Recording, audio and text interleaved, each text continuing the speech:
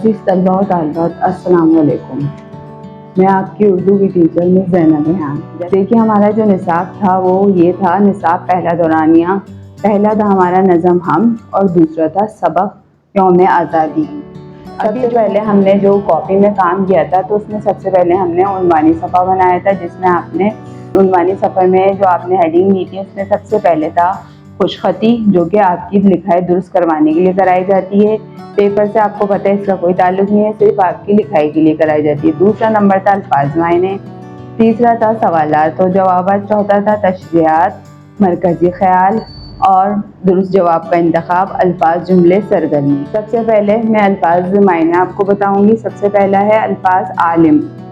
عالم کا مطلب ہے دنیا، پنچھی پرندے، بالا بلند مقام اوپر، کرم سخاوت مہربانی، منظور مقبول پسندیدہ، گن خوبی ہنر، برتر سب سے بہتر اور افضل، جھونکے ہوا کا تیز چلنا غنودگی، ہم وہ نظم جس میں اللہ تعالیٰ کی تعریف بیان کی گئی ہو۔ اس کے بعد آ جاتے ہیں آپ سوالات و جواب پر۔ آپ کو میں نے 2 سوالات کرائے جو کہ جوابات کرائے تھے۔ پہلا ہے نظم ہم میں اللہ تعالیٰ کی کن نعمتوں کا ذکر کیا گیا ہے۔ نظم ہم میں اللہ تعالیٰ کی بے شمار نعمتوں میں سے چند نعمتوں کا ذکر کیا گیا ہے، مثلاً بیج، پیڑ پودے، پرندے جیسی نعمتوں کا ذکر کیا گیا ہے کہ اللہ تعالیٰ نے بیج سے تناور درخت پیدا بناتا ہے، رنگ برنگے خوبصورت پھول پیدا کرتا ہے اور پرندوں کو نہایت میٹھی اور سریلی آوازیں عطا کی ہیں جو کہ ہمارے کانوں کو بھلی لگتی ہیں۔ نمبر 2 سوال ہے نظم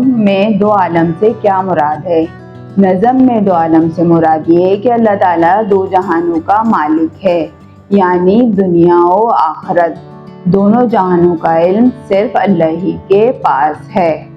اللہ تعالیٰ نے انسان کو اشرف المخلوقات بنایا اور اس کی رہنمائی کے لیے انبیاء علیہ السلام کو بھیجا تاکہ ہم مسلمان ان کی دی ہوئی ہدایت پر عمل کر کے اپنی دنیا و آخرت کو دونوں کو بہتر بنائیں۔ اس کے بعد آ جاتی ہیں آپ کی تشریحات۔ آپ کو پتہ ہے 2 مصرعوں کا جو مجموعہ کیا کہلاتا ہے؟ شعر کہلاتا ہے۔ تو یہاں پر ہم نے آپ کو شعر کی تشریح کرائی ہے۔ شعر نمبر 1 ہے بیج سے پیڑ لگانے والا، پیڑ سے بیج بنانے والا۔ حوالہ آپ کس طرح لکھیں گے؟ حوالے میں آپ نے لکھا ہے مندرجہ بالا شعر ہماری اردو کی درسی کتاب کی نظم ہم سے لیا گیا ہے، اس نظم کے شاعر رئیس فروغ ہیں۔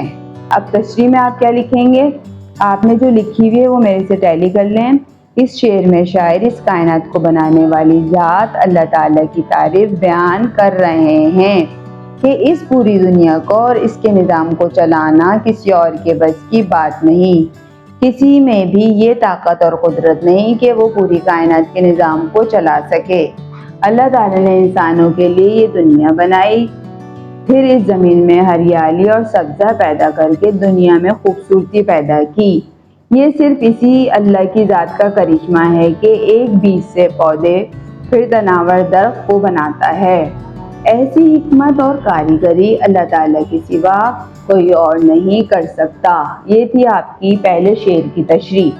اچھا بھائی دوسرے شعر کی طرف آ جاتے ہیں۔ دوسرے شعر میں ہے آپ کا شعر نمبر 2 سارے پنچھی تیرے گن گاتے ہیں، جھونکے رحمت کے چلے آتے ہیں۔